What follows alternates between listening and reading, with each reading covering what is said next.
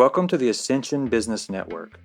You are listening to the Leadership and Transformation podcast series.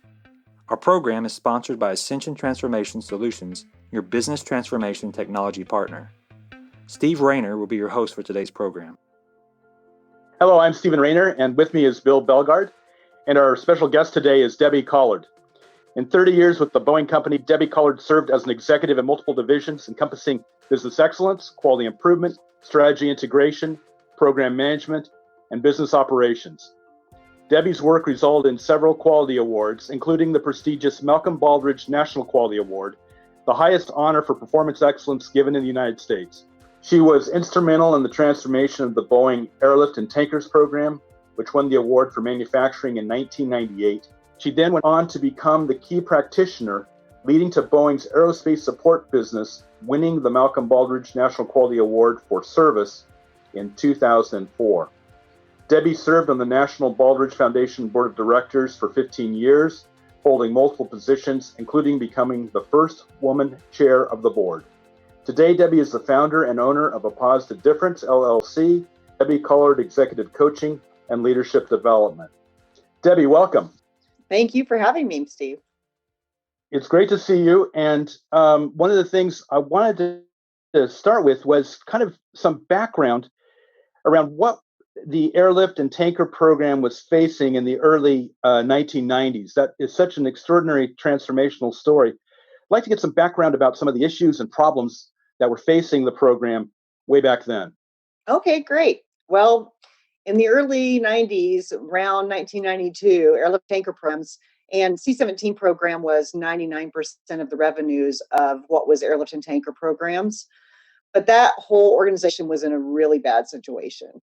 It was a fixed price development program, and first flight had been in 1991. And we were already 6 months behind schedule in 1992 and over 1.2 billion overrun of our own money, not to say anything about the government's money, which was probably about the same place. We had adversarial relationships with customers, suppliers, our own employees. We had technical deficiencies, poor quality, cost and schedule overruns, you name it. If it was bad, we had it. So in short, it was a complete mess. In 1992, because of all that, we were told by the US government, look, 40 and no more unless you perform. And what that meant was the 40 already contracted aircraft out of the planned 120 aircraft buy would be it, 40 and no more. And if that happened, 10,000 people would be out of work. And so, of course, being in that situation, oversight by the government became even more intense at that for us. I had joined the company, which was then McDonnell Douglas Corporation, in 1985. And the fledgling C17 program was my first job with the company. And by 1991, I was working in product support, and upper management had asked me to become part of a team that was assessing the program, C17 program, across the board for how we could improve and fix the situation that we were in. To do that assessment, we used the Malcolm Baldrige National Quality Award criteria to self-assess.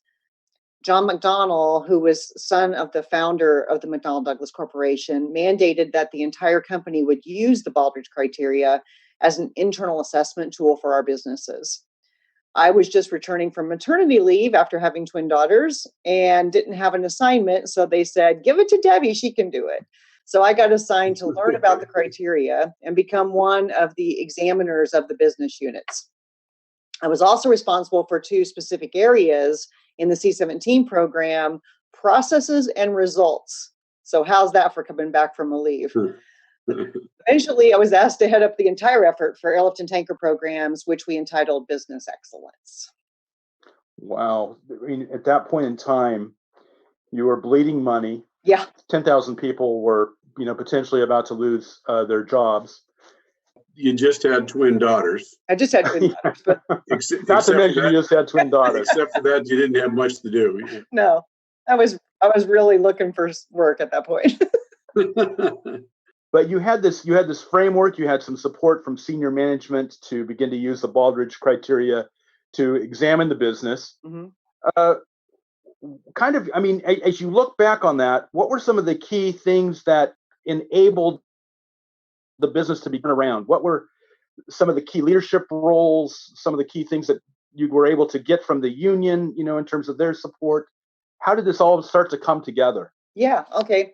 Well, so the C17 program went from almost being canceled, as we just mentioned, to first winning a California State Quality Award in 1996. So that was a short 4 years. And then we won the National Baldrige Award in 1998. 6 years, basically, complete disaster to winning a National Quality Award and being a role model. We merged with and became part of the Boeing Company in 1997. So that was another key event in that time frame. And we were visited from people all over the company, the Boeing Company, to benchmark our practices. Our business results in that time frame improved across the board. So, for example, our CPAR, which is the Customer Performance Assessment Report with the government, and that's how they assess how well you're doing to what they've contracted with you for. Our ratings in 1993 were 0%. And in 1996, they were 100% CPAR. So we had 100% improvement in 3 years. We achieved a multi-year contract with the government, which then enabled us to sell more aircraft to other customers. And the C-17 became a world-class program and a cash cow for the Boeing Company, and ultimately delivered not 40 aircraft, but 279 aircraft. So what do I attribute that turnaround to? Well, I attribute the turnaround and ultimate success of the C-17 program to the use of the Baldrige criteria as a framework for assessing and making improvements. Not to say we weren't doing a lot of great things. We were doing really awesome things, but those things weren't aligned and integrated in a systematic approach that enabled efficiency and effectiveness. So in a lot of the great things we were doing, they were in pockets and people didn't even know we were doing them. Baldrige provided us that framework. And if you ask people who went through the tough times on C-17 program and then persevered through that to the amazing times, what the turnaround was attributable to, you'd probably get a bunch of different answers based on where they were in the organization and what they were exposed to. And that's because we didn't make the Baldrige criteria some separate thing we were doing. Top leadership built it into the fabric of the organization and did everything in alignment with that framework. I mentioned earlier that we had horrible relationships with our customers, our suppliers, our employees. Well, our unions were one of those groups that we had really bad relationships with. And we had 10 different bargaining units that we dealt with in Airlift and Tanker programs at the time. And it was very adversarial relationships, us and them, management and union. And as we started using different approaches, employee involvement, and making the teams accountable for their own success, and getting our processes in order, and tracking our performance, and having integrated product teams where everybody who was working on the product at the right place at the right time, working together, the engineers with the mechanics. And when we took all those things and then put that within this Baldrige framework, if you talk to a mechanic on the floor, they would probably say, oh no, it was employee involvement that was the cause, that was the success of the turnaround was attributable to. Or if you talk to someone in engineering, they would probably say, oh, the stuff we were doing with Six Sigma is what helped us. Well, it was all of those things. All those things together in a systematic approach that enabled us to see where things needed to be improved and go improve them. So the framework really provided that sort of integration of all these different separate activities, all heading toward a common, direction, common pathway leading to performance improvement. Yeah, and not just the integration, but it allowed us to do assessments as well. So the Baldrige criteria just asks a lot of hard questions. It doesn't give you any answers. So you got to kind of figure the answers out on your own. The good news was we were already doing a lot of this stuff. We just weren't doing it in a way that was coordinated. So think of riding a bicycle, right? You can be the best pedaler in the world, but if you have no balance, it's not going to work. And you can have the best balance, but if you can't pedal the bike or steer it while you're pedaling, it's still not going to work. So what the Baldrige criteria did was enable us to bring all these things together in a way that worked well together, was integrated, aligned, and headed towards the direction, a common direction we all wanted to head. And the successes, led to a very financially well-performing unit. You were mentioning the CPARs went from 0 to 100%. Yeah. And a truly extraordinary accomplishment. And this idea of quality improvement, became as the integration through the acquisition with Boeing was occurring, became now part of the Boeing philosophy or approach. And you were asked to do something very similar to what you did in your program with Aerospace Support with us. A completely different situation. You're talking about a service organization. What was the situation facing Aerospace Support when you got involved? In 2000, David Spong, who was the leader of Airlift Tanker programs, was asked to go lead the Aerospace Support organization. Now, this was a 3-year-old organization that was formed by taking the aftermarket support aspects from our defense programs and putting them under umbrella. David, who's an engineer by training, was asked to lead a relatively new support and logistics organization. And as if that wasn't enough learning, was also challenged with tripling revenues in 5 years with double-digit margins. So the organization was already performing pretty well, and they didn't feel that they needed to be transformed.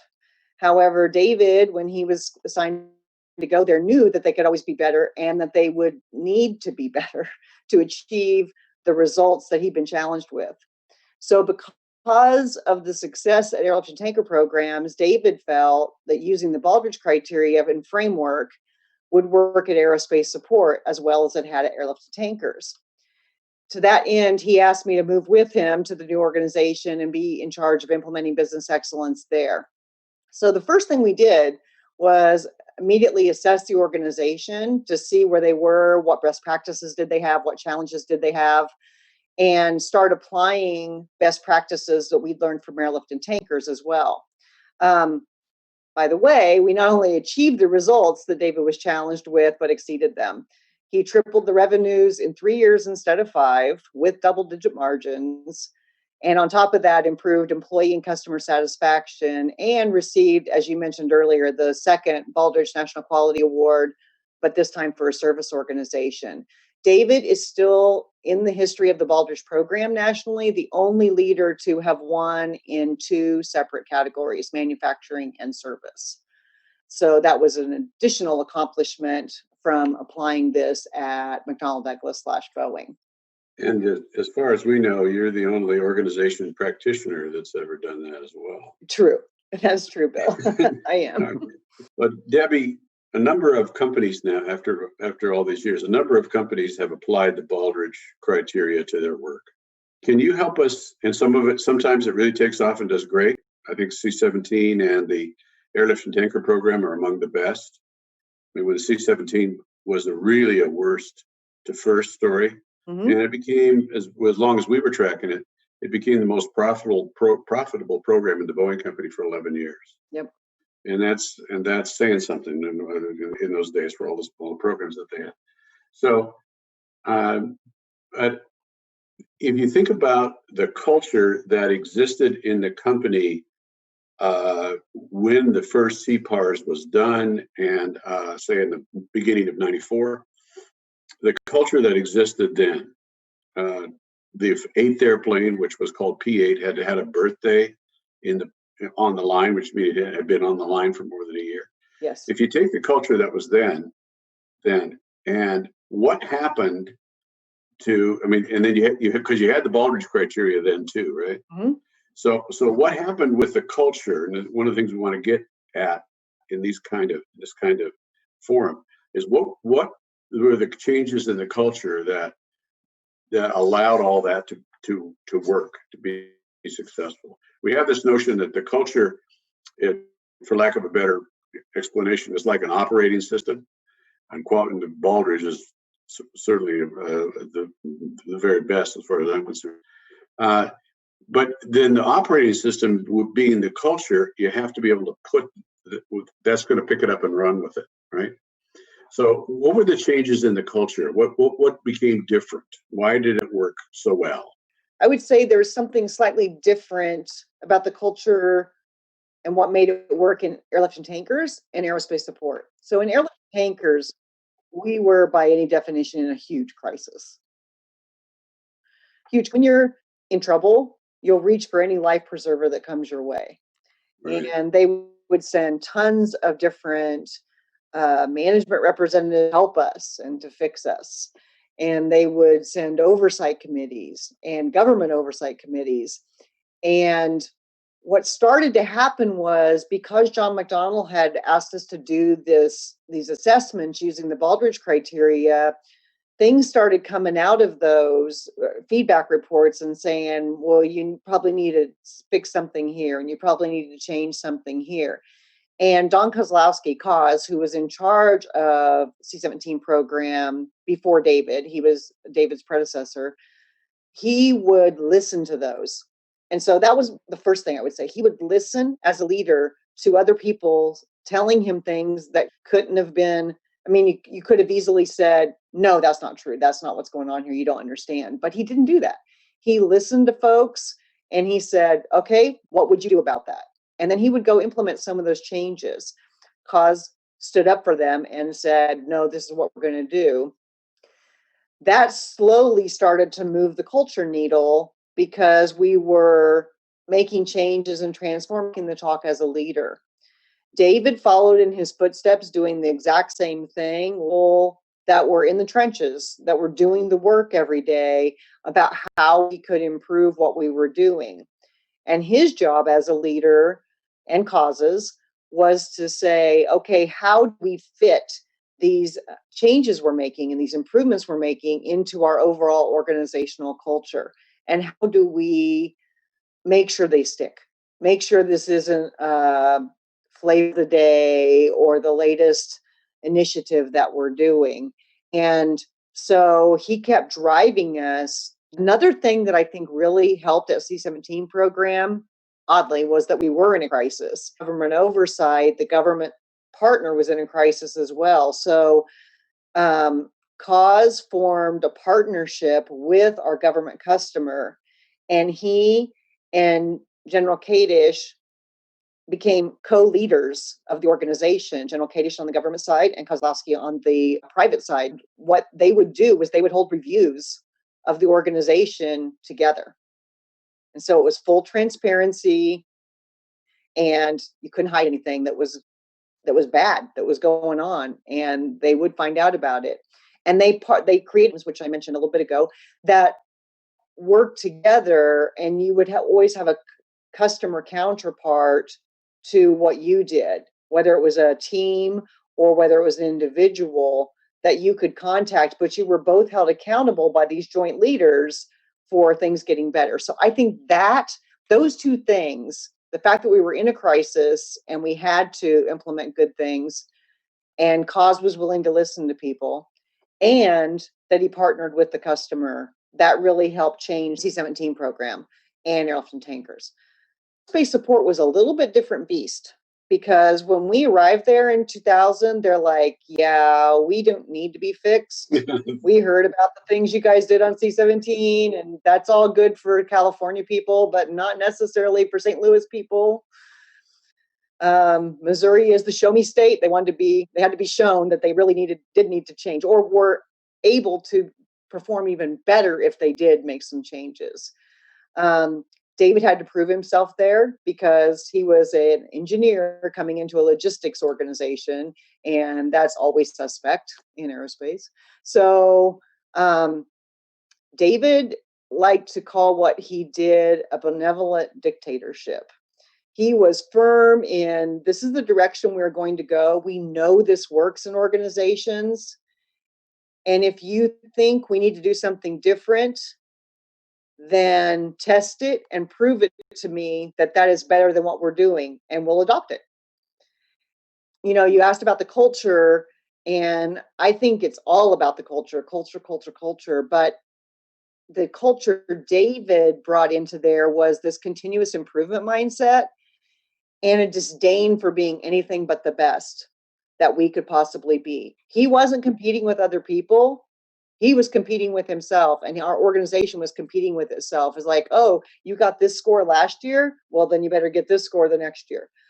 He was always looking to improve, and he was a very humble leader, but he wasn't afraid to turn over rocks and deal with the slimy stuff that he found underneath. And he was relentless in his support and pursuit of quality. And those two things together, support and the pursuit of being the best, really helped to shift that culture in a very short period of time. So I mentioned in C17, the quality journey, if you want to call it that, took from 92 when we were in the drink to 98 when we won the National Quality Award. In Aerospace Support, we did that in half the time, in 3 years, while tripling our revenues with double-digit margins. So I think leadership. I think leadership, if I had to give a one-word answer. I want to talk a little bit about, like, as you sort of think back on everything that happened in both of those programs, how would you characterize your key lessons learned, the things that you think may be applicable to other organizations that came out of this experience? I'm going to go back to 1991. I just came back from maternity leave. I'm a very tired person. I've got twin daughters at home. And they said, go learn about this criteria. And I'm like sitting in the room the first day with a bunch of other people, and they were just sitting there for a training class, they thought. And I was like, I don't know what I'm doing in this room, and who's Malcolm Baldrige, and why should I care about this? And I went from that as a personal transformation in a very short period of time to a zealot, because it was like a light bulb went on for me. It's like, wow, having this, anybody who knows me knows I'm a very organized person. So it won't be a surprise that this appealed to me, but having this way to organize things in a way that you could quickly see what was working and what wasn't, where you needed to apply some resources to make things better, and what results you were getting, and where you were doing things that you needed to stop doing. One of the biggest problems in the Boeing Company at that time was we would start lots of things. They're very innovative. Innovation was one of the key qualities. But the problem was they'd start all these things, and then it wasn't integrated with anything else, and it would fall by the wayside. So I can't say enough good things about the Baldrige criteria and what it enabled for us to be able to bring all that stuff together. Wow, here's some really good things we're doing, and that ought to be our approach, and stop wasting the resources on these other things that aren't serving us, aren't giving us the right kind of benefits and results. So that was number one. Another key lesson learned for me that I think other companies could benefit was, while an approach you want to follow may be applicable across different types of cultures, the way you insert that approach into those cultures is vastly different. Because you really need to get a handle on what culture am I dealing with? What are going to be the resistance points? What are going to be the acceptance points? So a personal lesson learned was, instead of just telling people the boss said we're going to do this, so we're going to do this, you go in and ask questions. You say, okay, how do things get done here? What's working here? What's not working here? What would you change if you were in charge? And through having those dialogues and asking those questions, not that it was a nefarious purpose, but you can wiggle your way into the culture much more cleanly than you can if you just come in and say, okay, new sheriff in town, we're doing this. That does not work at all.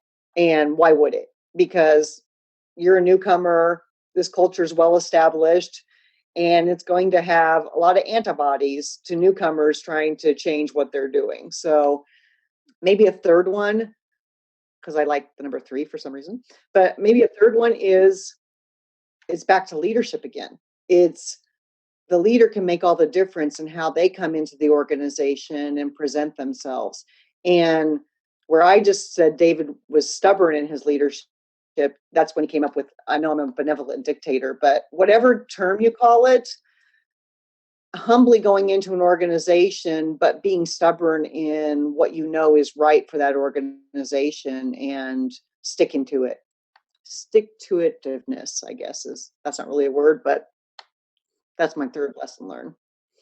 It seemed to me that part of the culture that was part of the turnaround in both organizations was the difference between what had come before in those organizations, which was telling people what to do, and without much respect for their intelligence or even their integrity, to a genuine respect for what they bring to the table, what they can do, and the fact that that you believed that, or the organization believed, and the leadership believed, if you just gave them the tools, they could tell you what needed to be done, and then let them go do it. And that's more than anything brought the people along in a much quicker way. Absolutely. And the same thing happened in Airlift and Tanker. I have two quick stories, if I might, that will illustrate that. One from Kaz's leadership and one from David Spong's leadership.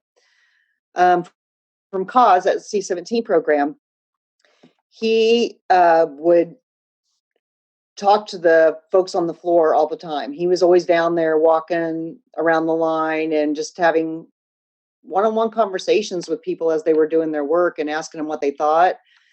He would even take smoke breaks with them outside and get inputs from different people. And through those channels of communication, he was hearing from the folks who were assembling the airplanes that one of the things that was causing us problems was out of position work. And by that, I mean, as the plane moved down the line, if something wasn't installed properly, quality errors, or they didn't have a part and they're like, okay, we'll just keep going and then we'll come back and get it later. Well, that caused all kinds of problems, both in time that it took to do it. We didn't have time to do it right the first time, but boy, we sure made time to fix it later. And so when they had to pull different parts out to put something in that had been left out or to fix something that had been broken, that caused all kinds of just a waterfall of problems.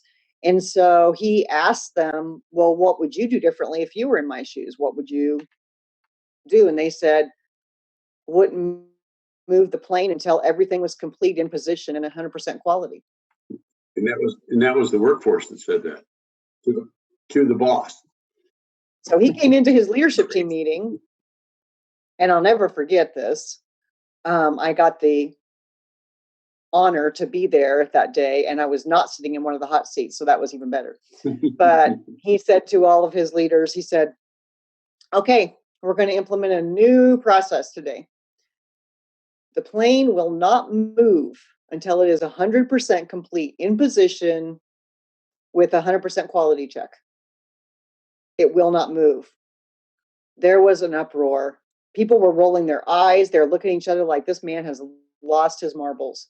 This is not a good way to run this production line. It is going to cause chaos. It is going to really screw us up worse than we already are. And he was just stubborn about it. He said, nope, this is what's going to fix it. The plane will not move. And I'll tell you what, that was a defining moment in Kaz's leadership, because him standing up to his leadership team, who were all telling him in no uncertain terms that this was not the way to do it, he said, well, I want to try it this way. And they never went back. They never looked back. From that moment on, every time a plane left a position for the new position, it was 100% complete in that position with quality. And our cycle time improved, our overall schedule improved, and our quality improved as a result. That idea came from the workforce. So switching over to David, David is a very quiet, unassuming guy. If you've never met him, he's very soft-spoken, and you wouldn't think that he could be as dynamic of a leader as he is, just looking at him or just talking to him for the first time. And people didn't really, because he wasn't a flamboyant leader, people didn't really know him down in the organization. They knew his name, but they didn't really know who he was. And so David decided to start having meetings with some of the teams, and he would pick a different team each week or multiple teams to go visit. He would just find out when their meetings were and show up at the meetings. And so he was talking to this one guy one day in, I want to say it was in our training division. And he was talking to this guy, and they were going back and forth on, well, how would that work? Well, I think we should do it this way. Well, what about this? And this guy had no idea who David was. Zero idea that he was talking to the head of this 13,000 person organization. And they were debating back and forth. And at the end of it, David goes, okay, yeah, I think that's a good solution. I think that's what we'll do. I'll go back and put that in place. And he goes, dude, you got to get it through management first. You got to convince them that it's going to work. David goes, no, I'm pretty sure I don't. And the guy looked at him, and he looked at his badge, and he goes, you're the man. So David was such an unassuming leader that he didn't even know he was debating this whole thing with the leader of the organization. One of my favorite stories about David. That's great. Talking about David and some of the things that we've learned, you learned during your time there about leadership and its role in leading these changes. One thing I wanted to explore for a moment with you was David and Kaz both were good listeners from what I'm picking up and really paid attention to what people were saying. Mm-hmm. How do you balance that with the other side of it, the benevolent dictator side of it, of making sure that we're going this direction and being firm on it, while at the same time being a good three traits? They can, but I don't think they're mutually exclusive. So David he felt his role as a leader, and I believe Kaz did too, although I never had the conversation with him about it. But David felt his role as a leader was to set the direction for the organization and to enable his teams to get them there. It didn't have to be his way or the highway. That wasn't what benevolent dictatorship was all about. What it was about was, we're going that direction, and we're going to achieve these goals. And he would listen to everybody's ideas, and then he would have the whole team come to consensus on those ideas. What he wouldn't accept is several things. If people treated others badly, if he had someone on his leadership team, the actual dictator instead of a benevolent one, he wouldn't stand for that. He would call them in and say, no, this is the culture we're going to have here. We're going to listen to our people.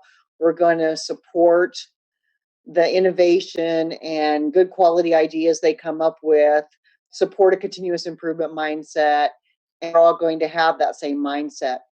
And in fact, that's maybe illustrated best in a story where when he came to Aerospace Support, as I said before, it was a young organization, 3 years old, and a lot of the leaders that were in place were unhappy that David had been chosen for the role because they felt like they brought an outsider in and one of them should have gotten it instead when the previous leader left. And so David really didn't know, and he talked to me privately and said, I don't know what I'm going to have to do. Some of these leaders may choose to leave.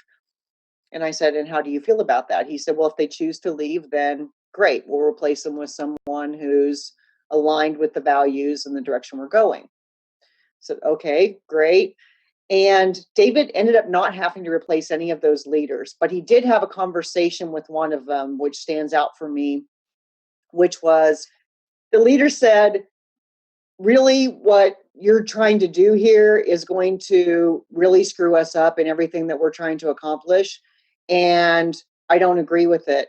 And David said, okay, I get that you don't agree with it, but just try it. Just try it and see if it works. And if it doesn't, then let's come back around and have this conversation again. And the guy still was grumbling about not really wanting to do it. And David says, like I said, I'm willing to listen, but you need to go act like you believe in it to your people. You don't have to really believe in it, but go act like you believe in it. And what David told me was, he goes, I think pretty soon, as he acts like he believes it, he'll actually start believing it. And that's exactly what happened. Yeah. David ended up not having to change out any leaders in his entire 3-year tenure there. Which is in itself kind of extraordinary. Yeah. that he was able to do that with the existing team. Yes. Many of which, as you say, didn't even want him to be the guy that led them. Right. Initially. They sure didn't. As a practitioner in the organization, really being the one that's got the hands-on making these changes going on that led to this extraordinary performance improvements, there must have been moments when you really needed very specific leadership. How did you develop the kind of relationship, with David to be there for you when you needed him to do something that was important and critical to advancing the organization? That's an interesting question because I haven't thought about this in a long time. But when we were at C17 together, we developed a very close working relationship. And I learned a lot of lessons. I was naive and I bumped into some walls a couple of times. And David was very supportive of me, allowing me to pick myself up, dust myself off, and keep going and learn lessons from that. But when he asked me to please go to Aerospace Support and do this again with him, I said, I'd like a day to think about it. And so he granted me that day. And then the next day, I came back in his office and I said, okay, and I'm really intrigued by the idea, but I have some conditions. And he said, okay. And he said, I already have 2 daughters. I'm not adopting you. I said, that's not one of the conditions. But yeah, I said, one condition is I report directly to you. Don't put me under anybody else in your organization. I said, and I have to be able to get in to see you when nobody else can get in to see you. When you say nobody gets 5 minutes today, Debbie gets 5 minutes today. And if I come in and tell you that I need something, I won't ask lightly, but know that I really need it. And he said, done. And he lived up to every single one of those. And we added another one 3 months in to us being at Aerospace Support. We were having a conversation. He was drawing a picture for me of some new process he wanted on a napkin in his office. And he said, everything important in the world can be written on a napkin. And as we were sitting there at his table and he was writing on this napkin for me, I said, you know what? I want to add one condition. He goes, kind of late to be doing that. You're 3 months in. I said, yeah. But when we apply for and win the Baldrige Award 3 years, I want to be on the stage with you accepting the award from the president. He said, done. And he followed through. Oh, that's great. That's great. When you sort of think about the leadership role across both organizations and the change, both David Spong and Don Kozlowski, what would you say, were some of the key things that they brought to the table that we maybe haven't already talked about? Those 2 guys were extremely different people, but both extremely good leaders. Koz was a dynamic, no-nonsense leader, and he could go down and talk to anyone in the organization. He had no trouble striking up a conversation with anybody. David was great one-on-one with somebody, but he wouldn't necessarily go strike up the conversation. He was an engineer's engineer, and he was more comfortable talking about technical stuff initially. But both of them were humble. Both of them were thinkers, and both of them were willing to try new things. And so I think, even though they were very different people, they had those leadership attributes in common that made them successful and made people want to follow them. Because that's my measure of good leadership, is people will follow you to places they wouldn't otherwise go on their own. And they both had that. And this is sort of the same question to you personally. I mean, you obviously led people during this whole process. In some cases, you didn't necessarily have the full authority for them to follow you, but they did. How would you describe your leadership style and how you were able to accomplish what you were able to accomplish? I learned from really good leaders that came before me. David was an awesome role model. Kaz was an awesome role model. I also learned from some leaders, as you mentioned at the beginning, Steve, that weren't such great role models. And I knew I didn't want to be like those. And maybe I learned as much from those people about what I didn't want to be as a leader. And as I went through time and grew in different roles, I just tried to keep in front of me, I guess, North Star of what I wanted, how I wanted to be led, and deal the same way with other people. And I always tried to respect everybody's opinion, because everybody's entitled to their opinion. Everybody has thoughts on something. Sometimes it comes down to a leader has to be the deciding factor and has to make a hard choice. And you're not going to make everybody happy all the time. But as long as you're aligned in your values and you're all working for the same ultimate goal and you respect everybody in the process, that goes a long way towards getting people to follow you, because they know they can trust you. They know you're consistent. They know they're going to be heard. They know that they are going to get a fair decision from you, even if they don't like the decision as it is. I was very blessed to get the roles that I got throughout my 30 years at McDonnell Douglas and Boeing. I got to lead various teams. I got to work in a bunch of different dynamic areas. I worked in every single part of the Boeing Company. I worked in the defense and space side. I worked in the commercial side. I worked at corporate. I worked in the shared services group, and got to lead teams in all different kinds of situations in different locations: St. Louis, Seattle, Southern California, Washington, D.C., and Chicago. And the common denominator is people. People make up organizations. And as long as you enjoy interacting with people and treat them with respect, I think that's what it's all about. Debbie, if you were to give advice to an executive that's, got an organization where he or she knows they can make a lot of improvement, maybe they're facing a burning platform situation. Maybe they're not. Maybe it's more of an aerospace support situation where they just know the organization can do better.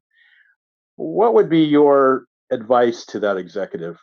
Debbie, we know that you run a very successful executive coaching practice now, and that you're a significant man doing this. So you probably get a chance to have these conversations once in a while. So we're interested in what you would say. I do. In fact, I get to have this conversation a lot with the executives that I coach. The first thing I would say is start with yourself. Look in the mirror. Are you a leader who supports change? Are you humble? Are you willing to look at what is needed for that organization to succeed? Who are you surrounding yourself with? Are you surrounding yourself with people just like you? Or are you surrounding yourself with people who can provide conflicting perspectives to you? Are you looking at the true results you're getting from what the organization is doing? Or are you listening to people telling you what they think you want to hear? So look at yourself first. And when you think you've got a good handle on that, then look at the team and the organization. And I would say you must be resolute in three things to be successful as a leader. You must have a quality and continuous improvement mindset. So objectively assess the organization, identifying the changes it needs. And it's very easy in corporate America to put cost initiatives or schedule initiatives ahead of everything else. But as we saw in Kaz's example, the plane not moving, putting quality first makes all the difference. So continuous improvement mindset is number one. Number two, supporting the changes that are needed to happen without giving into the inevitable resistance that you will face, because you will face resistance. It will come in many forms, and some of them are pretty sneaky forms, but staying resolute to the ultimate goal for the organization and getting everybody there together safely. And then number three, biggest thing ever, building and continuing to maintain the right culture that supports innovation, change, and continuous improvement. So work on yourself first, have the continuous improvement mindset, support the changes, and build the right culture. Great advice. Debbie, thank you very much. Appreciate the time. Is there anything we didn't discuss or talk about that you'd like to mention before we close it? I did want to do a shameless mention of a plug. David and I wrote a book together to describe all these things that we went through at both Airlift and Tanker Programs and Aerospace Support.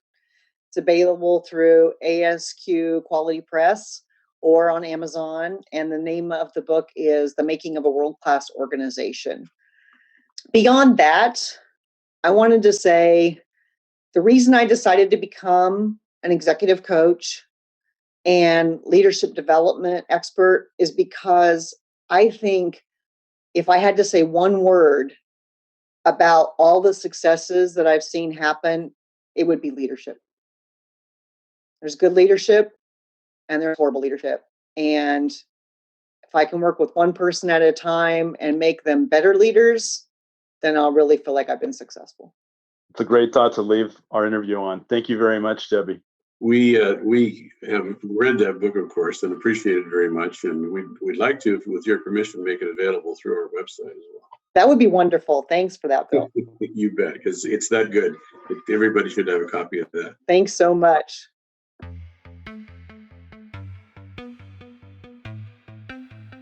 We hope you enjoyed today's podcast. If you have any questions or would like to speak with a transformation specialist, please contact us at info@ascensionts.com. Thanks for listening.